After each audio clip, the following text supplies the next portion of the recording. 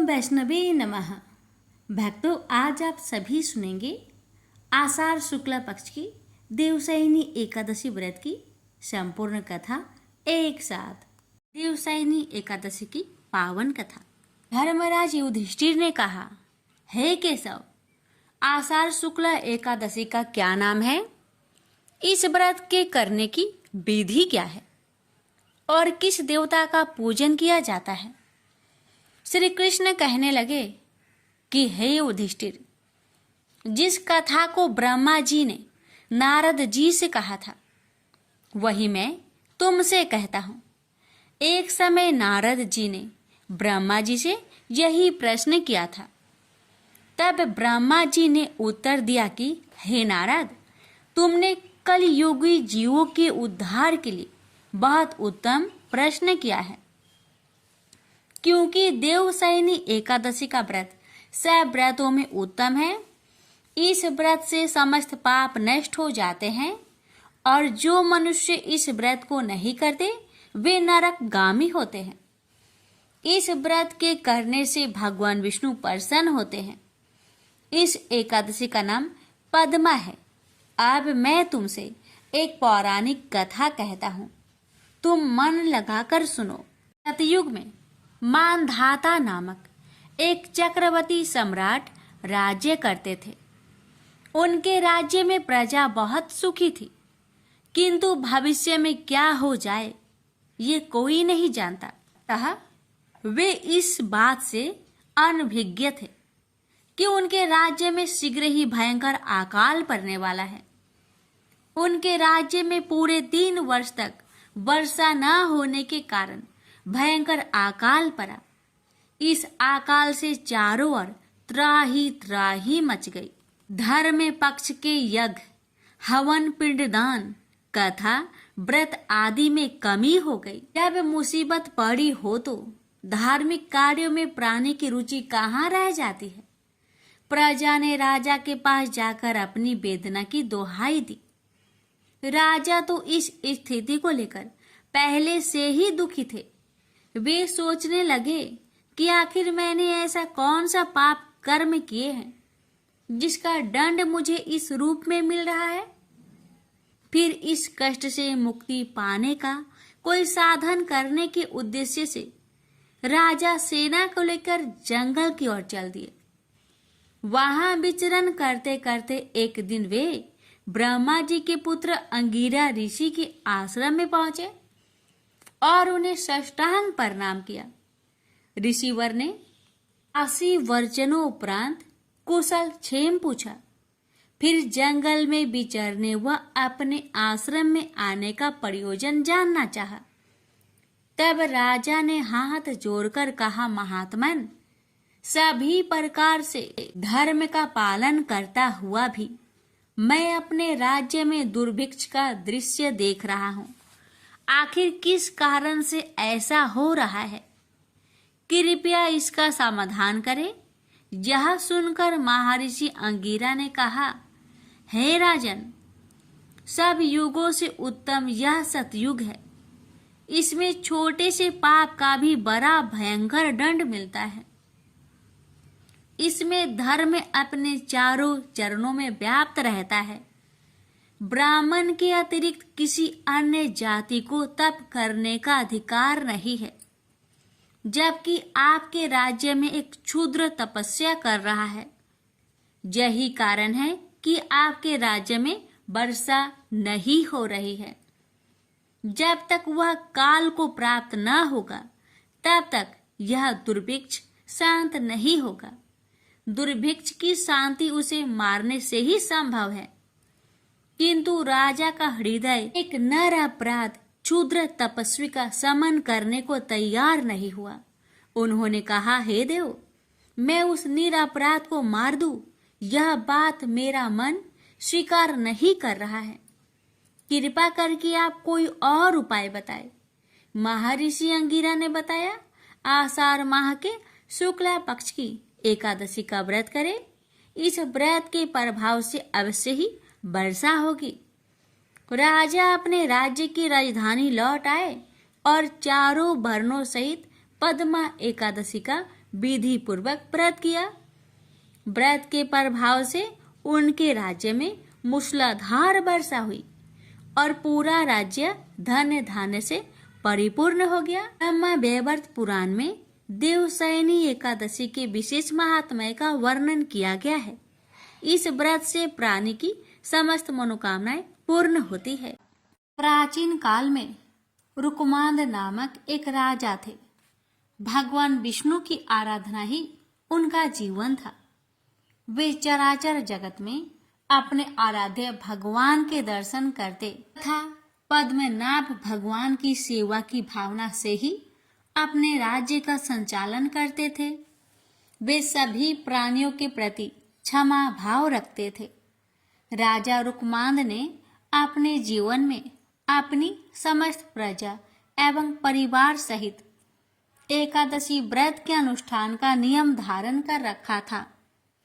एकादशी के दिन राज्य की ओर से घोषणा होती थी कि आज एकादशी के दिन 8 वर्ष से अधिक और 25 वर्ष से कम आयु वाला जो भी मनुष्य अन्न खाएगा वह राजा की ओर से दंडनीय होगा।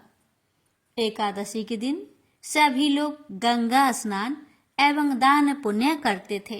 राजा के धर्म की ध्वजा सर्वत्र फहराने लगी। धर्म के प्रभाव से प्रजा सर्वथा सुखी एवं समृद्ध थी। राजा रुकमांद का गृहस्थ जीवन पूर्ण रूप से सुखमयी था। वे पीतांबरधारी भगवान श्री हरि की आराधना करते हुए मनुष्य लोक के उत्तम भोग भोग रहे थे। उनकी पतिव्रता पत्नी संध्यावली साक्षात भगवती लक्ष्मी का दूसरा रूप थी। वह सभी दृष्टि से पति का सुख संपादन करने में आदित्य थी। पति का सुख ही रानी संध्यावली का जीवन था। पति की सेवा वह अपने हाथों से करती थी। का पुत्र धर्मागत गुणों में अपने पिता के अनुरूप ही था। उसकी भी बुद्धि भगवान श्री हरि की चरणों में लग गई थी। वह अपने माता पिता का आज्ञाकारी था। उसमें राज्य संचालन की पूर्व योग्यता थी तथा मदिरा एवं जुआ आदि कोई दुर्व्यसन न थी। वह भी प्रजा पालक एवं प्रजा की रक्षा में सदा तत्पर रहता था। राजा रुकमांद ने अपने पुत्र धर्मागध के गुणों से प्रसन्न हो राज्य संचार का भार उसके कंधों पर देना आरंभ कर दिया। श्री विष्णु जी की आराधना एवं एकादशी व्रत के प्रभाव से राजा से समस्त प्रजा सुखी थी। मृत्यु के पश्चात सभी बैकुंठ धाम में जाने लगे। नरक के द्वार तक कोई नहीं जाता था। संपूर्ण नरक सूना हो गया। सूर्य पुत्र यमराज एवं चित्रगुप्त के लिए कोई कार्य रहा ही नहीं। जब सभी प्रजाजन बैकुंठ जाने लगे तब यमराज किन्हें दंड दे और चित्रगुप्त किनके कार्य का हिसाब रखे। अंत में ब्रह्मा जी की सभा में पहुंचे। उन्होंने ब्रह्मा जी से राजा रुकमांद के प्रभाव का वर्णन करते हुए कहा, पितामह, भगवान विष्णु की आराधना एवं एकादशी व्रत के प्रभाव से समस्त प्राणी बैकुंठ धाम को प्राप्त हो रहे हैं। नरक में कोई प्राणी नहीं आ रहा है। लंबे समय से हम लोग व्यर्थ बैठे हैं। यह सुनकर ब्रह्मा जी को अत्यंत प्रसन्नता हुई। वे मन ही मन भक्तराज रुकमांद को नमन करने लगे। ब्रह्मा जी रुकमांद की ऐसी अद्भुत महिमा को और बढ़ाना चाहते थे। उन्होंने अपने मन के संकल्प से एक अत्यंत सुंदर एवं लावण्यवती नारी को प्रकट किया। उस नारी का नाम मोहिनी था। वह संसार की सभी सुंदरियों में श्रेष्ठ व रूप वैभव से संपन्न थी। एक दिन राजा रुकमांद वन भ्रमण के लिए निकले हुए थे। उसी वन में वह मोहिनी अत्यंत मधुर वीणा बजा रही थी। उस रूप राशि को देखकर राजा रुकमांद मोहित हो गए। राजा ने मोहिनी से प्रणय की याचना की। मोहिनी ने मुस्कुराते हुए एक शर्त रखी कि जिस समय पर मैं जो कहूँ आपको उसका पालन करना होगा। राजा ने मोह के वशीभूत होकर वह शर्त स्वीकार कर ली और वे मोहिनी के साथ अपनी राजधानी लौट आए। यहाँ वे मोहिनी के साथ सुख से समय व्यतीत करने लगे। युवराज धर्मागध ने शासन प्रबंध की पूर्ण योग्यता प्राप्त कर ली थी। उसने भूमंडल के सभी मंडलों को जीतकर उन पर अपना शासन जमा लिया था। अपने बहुमूल्य रत्न मणियां लाकर अपने पिता को समर्पित किए। धर्मागध के सुशासन से प्रसन्न होकर रुकमांद ने अपनी संपूर्ण शासन व्यवस्था उसे सौंप दी। योग कन्या से धर्मागध का विधि पूर्वक विवाह हुआ। ब्रह्मा जी ने मोहिनी को राजा रुकमांद की परीक्षा के लिए ही भेजा था। सुखपूर्वक बहुत समय व्यतीत होने पर एक दिन वह अवसर आ उपस्थित हुआ। रुकमांद का एकादशी व्रत निर्विघ्न चल रहा था। वह एकादशी के दिन कभी अन्न ग्रहण नहीं करते थे।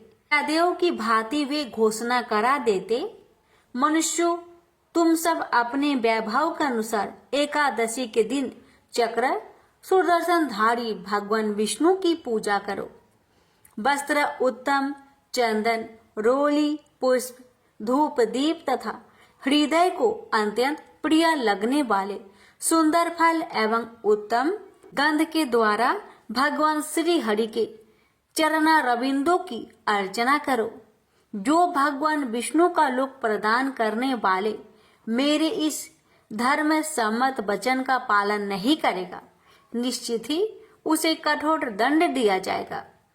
एक दिन मोहिनी अपने पति रुकमांद से एकादशी के दिन अन्न खाने के लिए आग्रह करने लगी। उसने हठ पूर्वक कहा कि गृहस्थ राजा जो सदैव परिश्रम करता है उसे कभी भी अन्न नहीं छोड़ना चाहिए। राजा ने मोहिनी को बहुत समझाया। उन्होंने शास्त्रों का प्रमाण देकर बताया कि एकादशी के दिन जो अन्न खाता है वह पाप का भागी और नरकगामी होता है। किंतु मोहिनी अपने हठ पर अड़ी रही। राजा ने उसे अनेक प्रलोभन भी दिए, परंतु मोहिनी पर उन बातों का कोई प्रभाव न पड़ा। मोहिनी ने राजा को विवाह के समय दी हुई अपनी शर्त की स्मृति कराई। जो मैं कहूंगी उसे उसको पालन करना होगा, अन्यथा आप असत्यवादी हो जाएंगे एवं सत्य का त्याग करने से आपको पाप का भागी होना पड़ेगा। मोहिनी ने अंत में ये भी घोषणा की, यदि आप एकादशी के दिन अन्न ग्रहण नहीं करेंगे तो मैं आपको त्याग कर चली जाऊंगी। रुकमांद ने मोहिनी को पुनः समझाते हुए पुराणों का प्रमाण किया और कहा कि पुराणों में स्थान स्थान पर यह घोषणा की गई है कि एकादशी पर भोजन नहीं करना चाहिए, परंतु मोहिनी अपने निश्चय पर अटल रही। वह अपने पति को असत्यवादी घोषित करते हुए उन्हें छोड़कर जाने को तत्पर थी। इधर राजा रुकमांद मोहिनी पर आसक्त होते हुए भी एकादशी के दिन अन्न न ग्रहण करने के निश्चय पे दृढ़ थे। पितृभक्त धर्मांगद एवं पतिव्रता रानी संध्यावली ने मोहिनी को राजा को छोड़कर न जाने के लिए बहुत समझाया। रानी संध्यावली ने अत्यंत मधुर वाणी में मोहिनी से कहा, जो नारी सदा अपने पति की आज्ञा का पालन करती है उसे सावित्री के समान अक्षय तथा निर्मल लोक प्राप्त होते हैं। देवी, तुम अपना यह आग्रह छोड़ दे। महाराज ने कभी बचपन में भी एकादशी के दिन अन्न ग्रहण नहीं किया है, अतः तुम इसके लिए उन्हें बाध्य मत करो। तुम उनसे कोई अन्य वर मांग लो। देवी, जो वचन से और शपथ दोष से पति को विवश करके उनसे न करने योग्य कार्य करा लेती है, वह पाप परायणता नारी नरक में निवास करती है। वह भयंकर नरक से निकलने के पश्चात 12 जन्मों तक शुक्र की योनि में जन्म लेती है, तत्पश्चात चंडाली होती है। सुंदरी, इस प्रकार पाप का परिणाम जानकर मैंने तुम्हें सखी भाव से मना किया है। धर्म की इच्छा रखने वाले मनुष्य को उचित है कि वह शत्रु को भी अच्छी बुद्धि, उचित परामर्श दे। सुंदरी, जिस पत्नी के पति उसके व्यवहार से दुखी होते हैं, वह समृद्धिशालिनी हो तो भी उस पापनी की अधोगति ही कही गई है। वह 17 युगों तक पुई नामक नरक में पड़ी रहती है। वह तत्पश्चात 7 जन्मों तक छुछुंदर होती है। तदंतर काक योनि में जन्म लेती है। स्त्रियों के लिए एकमात्र पति के सिवा संसार में दूसरा कौन देवता है? इतनी अच्छी बातें सुनने पर भी मोहिनी की बुद्धि शुद्ध नहीं हुई। उसकी भाभी उसके सिर पर नाच रही थी। जगत को अच्छी शिक्षा मिलने वाली थी। मोहिनी की दुर्दशा होनी ही थी। रानी संध्या बलि की बातें सुनकर दुष्ट हरिदिया मोहिनी ने अपनी एक नई शर्त रखी। राजा रुकमांद अपने हाथों से अपने पुत्र धर्मागध की सिर काटकर भेंट करे अथवा एकादशी के दिन का अन्न ग्रहण करे, तभी उनके सत्य की रक्षा हो सकती है। राजा रुकमांद मोहिनी की नई शर्त सुनकर अर्ध मूर्छित से होने लगे। मूर्ख मोहिनी को अपनी भाभी दुर्दशा का किंचित मात्र भी विचार नहीं था। वह अपने पति को अनेक समझाने एवं अनुनय विनय करने पर भी कुछ ध्यान न देकर अपने हठ पर अड़ी रही। अंत में धर्मागध एवं रानी संध्या बलि ने महाराजा रुकमान से प्रार्थना करके उन्हें सत्य की रक्षा के लिए राजी किया। सत्य की महिमा विलक्षण है। राजा रुकमांद हाथ में तलवार लेकर धर्मागध का सिर काटने के लिए उद्धत हुए। धर्मागध ने भक्ति पूर्वक माता पिता के चरणों में सिर टेककर प्रणाम किया और भगवान विष्णु के ध्यान में मग्न हो तलवार की धार के सामने अपना सिर धरती पर रख दिया। कृपालु भगवान विष्णु राजा रुकमांद, रानी संध्या बलि एवं धर्मागध की धैर्य देख रहे थे। चमचमाती तलवार जैसे ही धर्मागध के सिर को छूने वाली थी, तैसे ही भगवान श्री हरि ने प्रकट होकर राजा का हाथ पकड़ लिया। उस अद्भुत दृश्य को देवगण भी देख रहे थे। उनके देखते देखते महात्मा नरेश, रानी संध्या बलि एवं पुत्र धर्मागध के साथ भगवान विष्णु में सशरीर विलीन हो गए। क्रूर हृदया मोहिनी भी यह दृश्य देख रही थी। राजा के पुरोहित बसु से यह सब देखा नहीं गया। उनके संकल्प से दुष्टा मोहिनी वही भस्म में हो गई। प्रेम से बोलिए जय श्री हरि।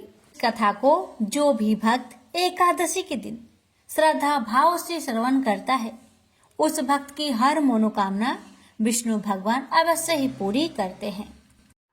राजा अमरीश भगवान श्री हरि के परम भक्त थे।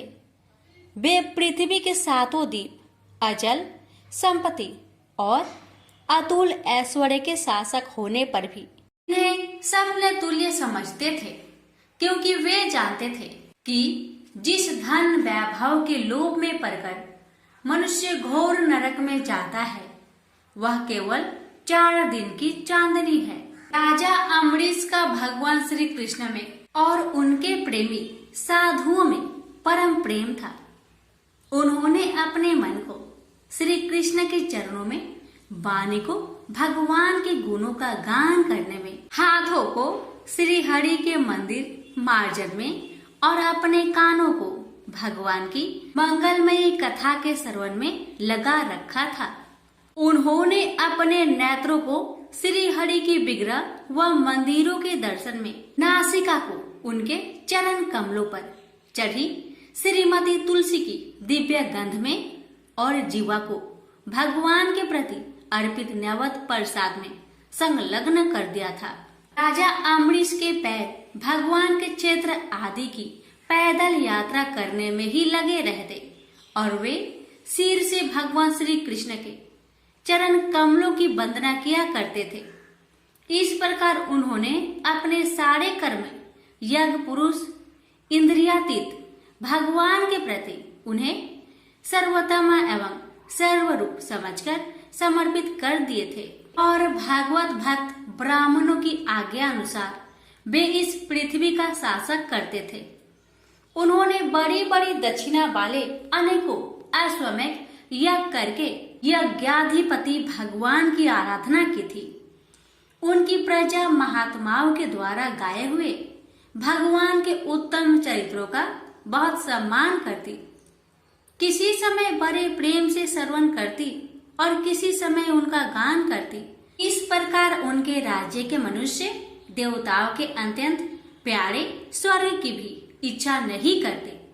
राजा अम्बरीश की अनन्य प्रेममयी भक्ति से प्रसन्न होकर भगवान ने उनकी रक्षा के लिए सुदर्शन चक्र को नियुक्त कर दिया था, जो विरोधियों को भयभीत करने वाला एवं भगवान भक्तों की रक्षा करने वाला है। एक बार उन्होंने अपनी पत्नी के साथ भगवान श्री कृष्ण की आराधना करने के लिए 1 वर्ष तक द्वादशी प्रधान एकादशी व्रत करने का नियम ग्रहण किया। उन्होंने 3 रात का उपवास किया और एक दिन यमुना जी में स्नान करके भगवान श्री कृष्ण की पूजा की। तत्पश्चात पहले ब्राह्मणों को स्वादिष्ट और अत्यंत गुणकारी भोजन कराकर उन लोगों के घर 60 करोड़ गौएं सुसज्जित करके भेज दी। जब ब्राह्मणों को सब कुछ मिल चुका, तब राजा ने उन लोगों से आज्ञा लेकर व्रत का पारण करने की तैयारी की। उसी समय श्राप और वरदान देने में समर्थ स्वयं दुर्वासा जी भी उनके यहाँ अतिथि रूप में पधारे।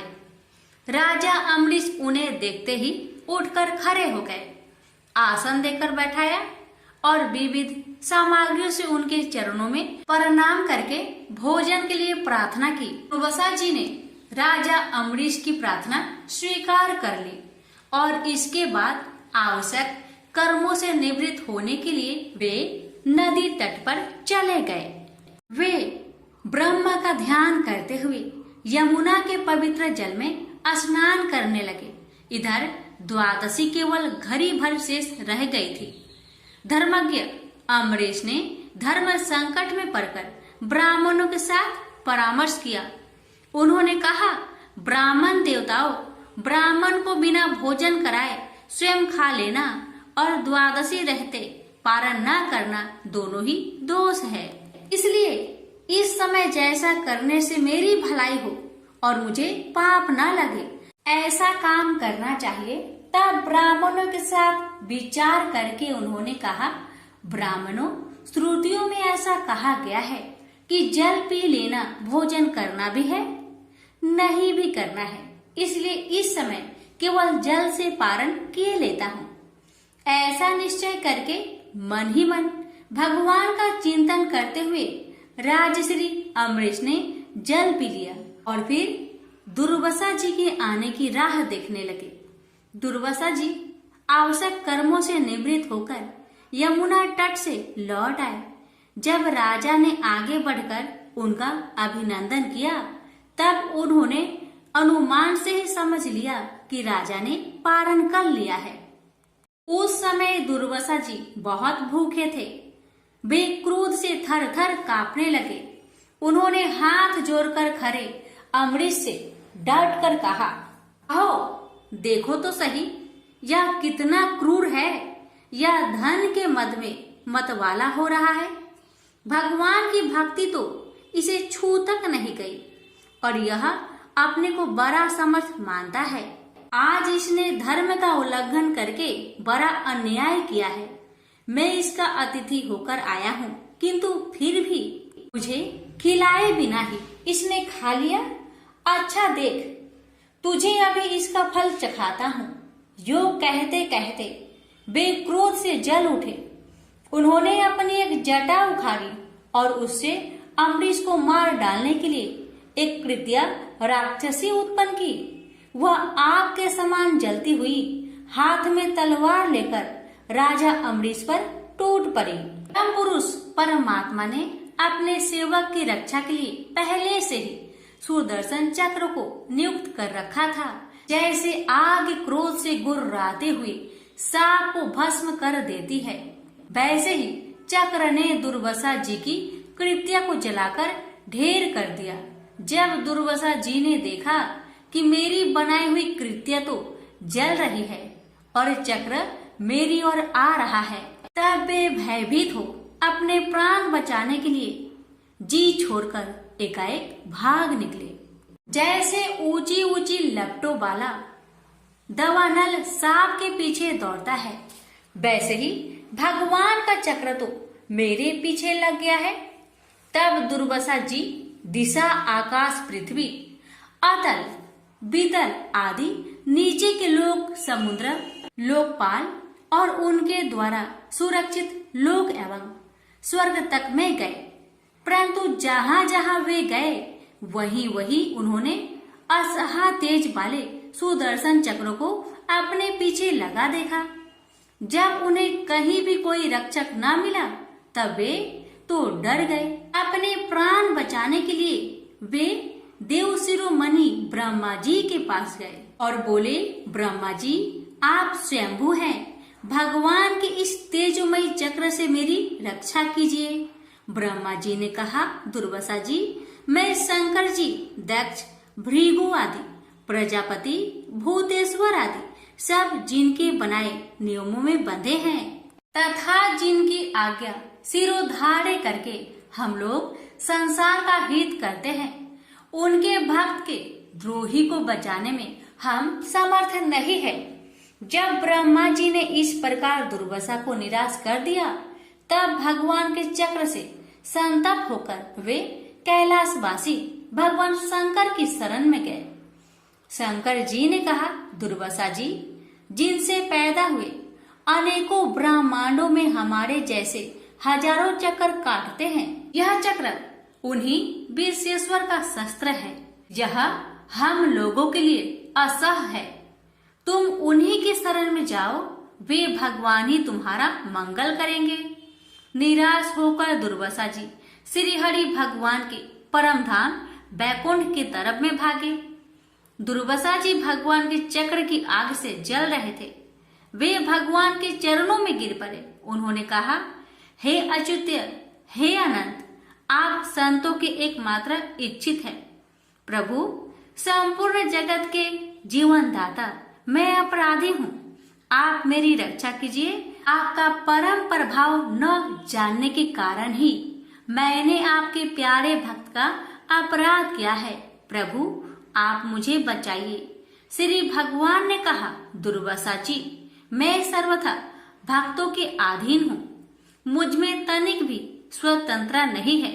जो भक्त स्त्री, पुत्र, गृह, गुरुजन, प्राण, धन, इहलोक और परलोक सबको छोड़कर केवल मेरी शरण में आ गए हैं, उन्हें छोड़ने का संकल्प भी मैं कैसे कर सकता हूँ। इसमें संदेह नहीं कि ब्राह्मणों के लिए तपस्या और विद्या परम कल्याण के साधन है, परंतु यदि ब्राह्मण उद्दंड और अन्यायी हो जाए तो वे ही दोनों उल्टा फल देने लगते हैं। दुर्वासा जी सुनिए, मैं आपको एक उपाय बताता हूँ जिसका अनिष्ट करने से आपको इस विपत्ति में आना पड़ा है। आप उसी के पास जाइए, उनसे क्षमा मांगिए, तब आपको शांति मिलेगी। सुदर्शन चक्र की ज्वाला से जलते हुए दुर्वासा लौटकर राजा अम्बरीश के पास आए और उन्होंने अत्यंत दुखी होकर राजा के पैर पकड़ लिए। दुर्वासा जी की यह चेष्टा देखकर और उनके चरण पकड़ने से लज्जित होकर राजा अम्बरीश भगवान के चक्र की स्तुति करने लगे। अम्बरीश ने कहा, प्रभु सुदर्शन, आप अग्नि स्वरूप है, भगवान के प्यारे हजार दांत वाले चक्र देवा, मैं आपको नमस्कार करता हूँ। समस्त अस्त्र शस्त्रों को नष्ट कर देने वाले एवं पृथ्वी के रक्षक, आप इन ब्राह्मण की रक्षा कीजिए। आप कृपा करके हमारे कुल के भाग्योदय के लिए दुर्वासा जी का कल्याण कीजिए। हमारे ऊपर यह आपका महान अनुग्रह होगा।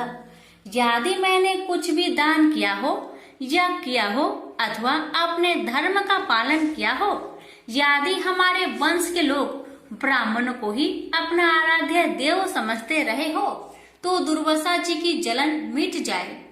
भगवान समस्त गुणों के एकमात्र आश्रय स्थल है। यदि मैंने समस्त प्राणियों की आत्मा के रूप में उन्हें देखा हो और वे मुझ पर प्रसन्न हो तो दुर्वासा जी का हृदय की सारी जलन मिट जाए। तब राजा अम्बरीश ने दुर्वासा जी को सब ओर से जलाने वाले भगवान के सुदर्शन चक्र की इस प्रकार स्तुति की। तब उनका प्रार्थना से चक्र शांत हो गया। जब दुर्वासा चक्र की आग से मुक्त हो गए और उनका चित्त स्वस्थ हो गया, तब वे राजा अम्बरीश को अनेकानेक उत्तम आशीर्वाद देते हुए उनकी प्रशंसा करने लगे। दुर्वासा जी ने कहा, धन्य है, आज मैंने भगवान के प्रेमी भक्त का महत्व देखा। राजन, मैंने आपका अपराध किया, फिर भी आप मेरे लिए मंगल कामना ही कर रहे हैं। महाराज अम्बरीश, आपका हृदय करुणा भाव से परिपूर्ण है। आपने मेरे ऊपर महान अनुग्रह किया। अहो, आपने मेरे अपराध भुलाकर मेरी रक्षा की है। जब से दुर्वासा जी चक्र से जीवन रक्षा के लिए भाग रहे थे, तब से राजा अम्बरीश ने भोजन नहीं किया था। वे दुर्वासा जी के लौटने की राह देख रहे थे। अब उन्होंने दुर्वासा जी के चरण पकड़ लिए और उन्हें प्रसन्न करके विधि पूर्वक भोजन कराया। दुर्वासा जी ने बहुत ही संतुष्ट होकर राजा अम्बरीश के गुणों की प्रशंसा की और उनके बाद उनसे अनुमति लेकर आकाश मार्ग से प्रस्थान किया। जब सुदर्शन चक्र से भयभीत होकर दुर्वासा जी भाग रहे थे, तब से लेकर उनके लौटने तक 1 वर्ष का समय बीत गया था।